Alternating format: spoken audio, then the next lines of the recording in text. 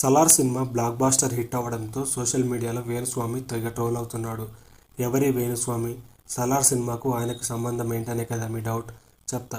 వేణుస్వామి ఓ జ్యోతిష్యుడు. Cine industry, political లీడర్లకు ఈయన బాగా పరిచయం. వారి జాతకాలు చెబుతుంటారు. అయితే ఈయన చెప్పిన జాతకాలు కొన్ని బెడిసి కొట్టడంతో తెగ ట్రోల్ అవుతున్నారు వేణుస్వామి.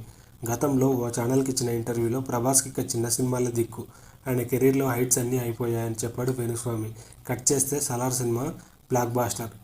ప్రభాస్ ఫ్యాన్స్ వేణుస్వామిని ఓ ఆట ఆడుకుంటున్నారు. వేణుస్వామి ఇక మీ జాతకం చూపించుకోవాల్సిన టైం వచ్చేసింది పదండి అంటూ కామెంట్స్ చేస్తున్నారు. రీసెంట్గా జరిగిన ఎన్నికల్లో బీఆర్ఎస్ పార్టీ మళ్లీ గెలుస్తుందని, కేటీఆర్ సీఎం అవుతారని జాతకం చెప్పాడు వేణుస్వామి. అది కూడా బెడిసికొట్టింది. బీఆర్ఎస్ పార్టీ ఎన్నికల్లో ఘోరంగా ఓడిపోయింది. వన్డే వరల్డ్ కప్లో టీమిండియాదే గెలుపని చెప్పాడు. అది పోయింది. ప్రస్తుతం వేణుస్వామి జాతకమే బాగాలేదని, ఆయనే మంచి జ్యోతిష్యుడి దగ్గర జాతకం చూపించుకోవాలని కోరుతున్నారు ఆయన అభిమానులు. ఇలాంటి మరిన్ని ఇంట్రెస్టింగ్ వీడియోస్ కోసం మా ఛానల్ని సబ్స్క్రైబ్